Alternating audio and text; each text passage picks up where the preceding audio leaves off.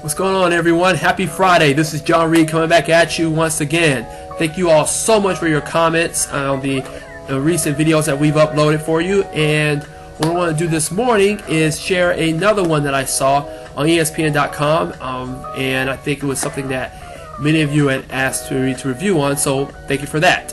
It's regarding the Fritz Pollard Alliance. Now, the Fritz Pollard Alliance is an organization that helps promote diversity and jobs for minorities in the NFL. It's headed up by John Wooten, and one of the things that they've been recently promoting is discouraging players from using the N-word. Now, those who see my earlier videos know my feelings on this vile and destructive word, and this comes on the heels of the situation down in Miami between former Miami Dolphins lineman Richie Incognito and Jonathan Martin, as well as what took place up in Philadelphia last week between Redskins tackle Trent Williams and the referee Ellison. I can't remember his first name, but be that as it may, during the game it was reported that Williams had used the N-word towards the referee, and the referee responded in kind by saying some other vulgar language, which I won't get into.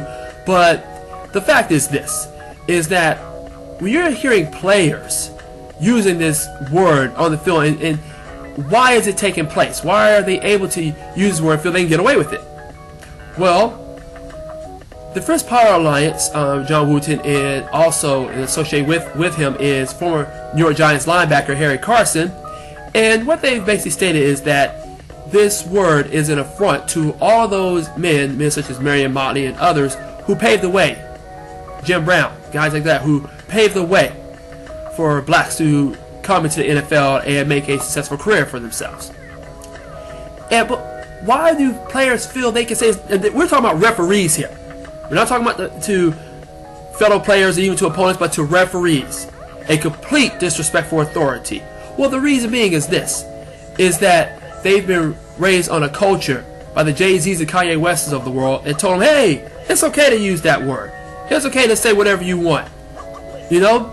Don't worry about those who gave their lives fighting so that young black men and women would speak to each other in that language. But they feel that, hey, there's no accountability there. Now, one of the things that the Fritz Pollard Alliance had promoted was to discourage players from using the N-word, is to tell, you know, they should do things such as eject a player from any game. And I believe that. You should eject a player from any game who uses such a vile and destructive word. And that goes from any word, you know, any derogatory term, whether you're white, black, or whatever. I think, you know, organizations should find players who use that word. It doesn't matter whether it's in the locker room or the field of battle. There needs to be a respect for one another. And stopping that word is the first way to go about it. And of course, the number one thing we want to teach these people is have some pride about themselves. Have some respect for authority. Show that you are man enough to handle a situation without saying a word that continues to demean and look down on people. Today's key word, accountability. Now here, the point I'm making is this, is learn how to speak with wisdom, with intelligence. Now, many players who weren't raised properly don't understand how to talk to people. So, listen up, NFL players. Learn how to use your words. Stop trying to divide. And have some respect for authority. Just because you don't like some of the things they do doesn't mean you can say what you want to say. Get it? Got it? Good. Take care.